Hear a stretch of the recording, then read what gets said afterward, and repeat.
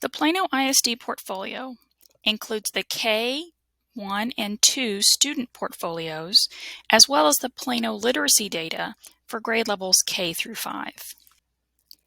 To access the portfolios, go to Edugence at pisd.edugence.com or use the web desk link.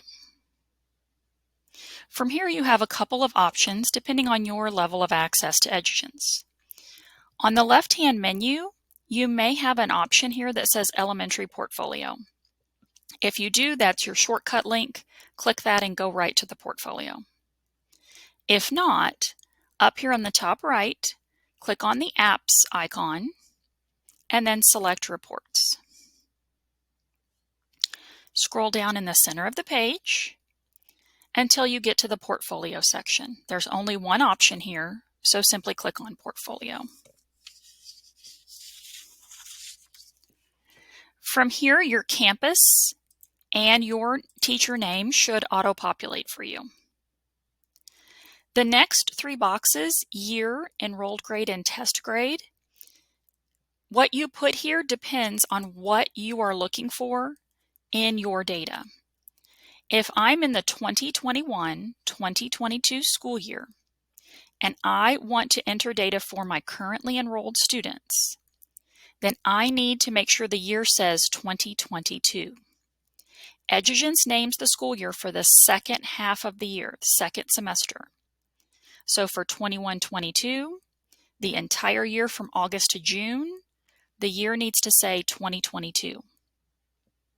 For 22-23, the entire year from August to June, it needs to say 2023. Your enrolled grade is the grade your students are currently enrolled in, and the test grade will match. The enrolled grade and the test grade will match when you're looking for the students who are currently rostered to you. And then you can click on the green box to populate their data. Now you also have access to see the data for your currently enrolled students from last year. If you want to see the data for your currently enrolled students and what they got on their portfolio last year, you need to change the year back 1 year. So if I'm currently looking at the 2022 school year, I need to go back a year to 2021. Enrolled grade needs to stay the same because these students are still enrolled in second grade. But test grade also needs to go back a year because I want to see their data from when they were in first grade.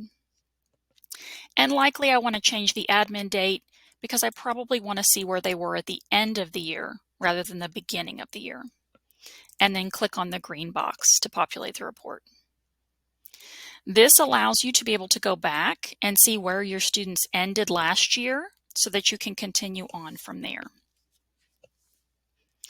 Also notice at the top under language, you have the option of selecting an English portfolio or a dual language portfolio.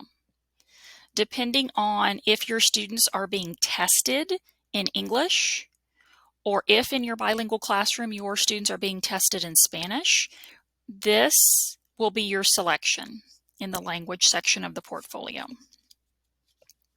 So now I want to enter my beginning of the year portfolio data for my students. First, you need to make sure that the year is correct.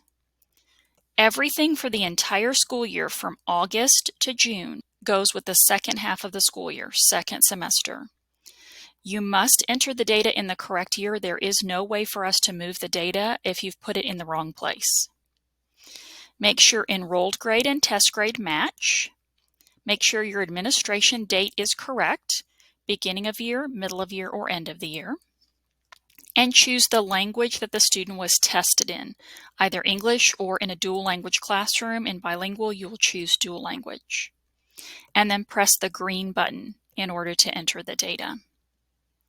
You'll notice at the top that it defaults to literacy. Teachers in 3, 4, and 5 will only have this option of a literacy tab.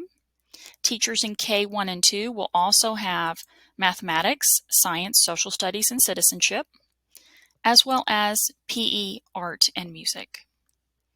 If I go back to this literacy tab, You'll see to be able to enter the data for my students, I need to click on the orange pencil icon to enter their data.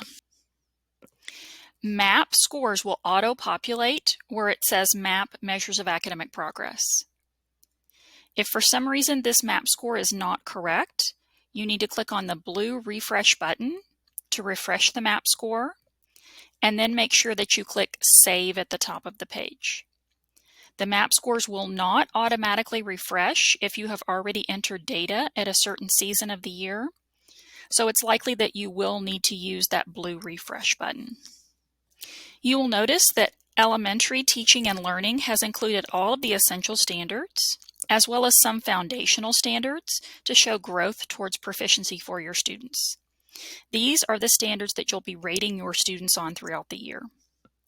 Use your TEKS frequency chart to see which of these standards are taught in one unit as opposed to multiple units. That way you know when you're going to need to rate your students on each of these particular standards. In each of the drop-down menus, you have the same options. If it is a standard you have not yet taught, then you will choose that particular option. If you have taught the standard and given the student ample opportunity to learn this particular standard and they've not made very much progress, then you would choose no or minimal progress.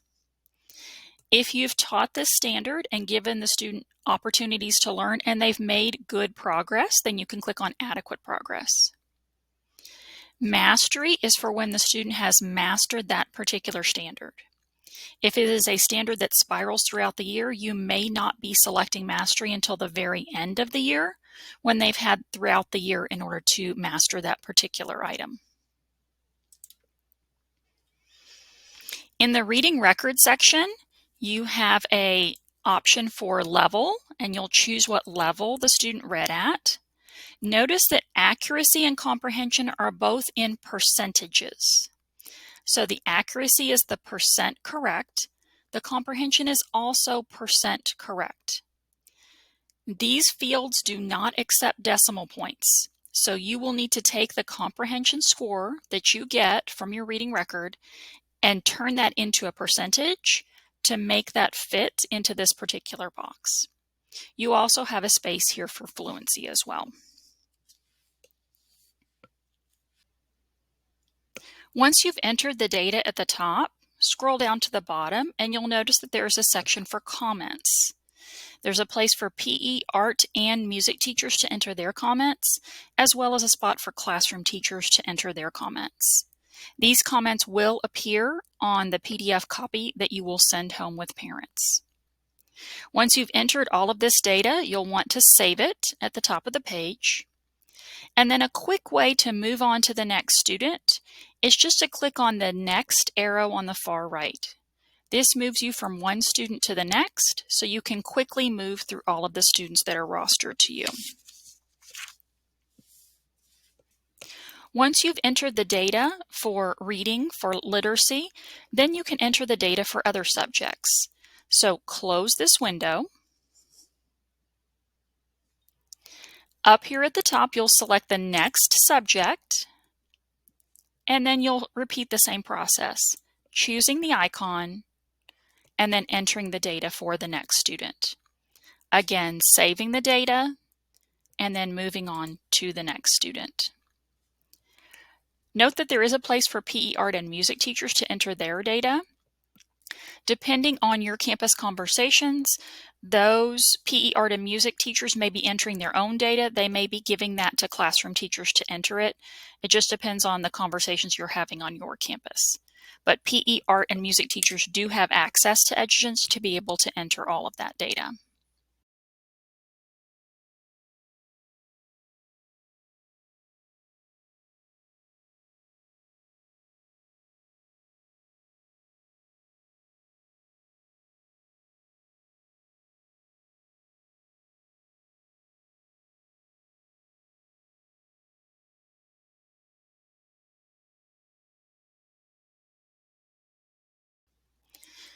To be able to print a student's portfolio, you have a couple of options.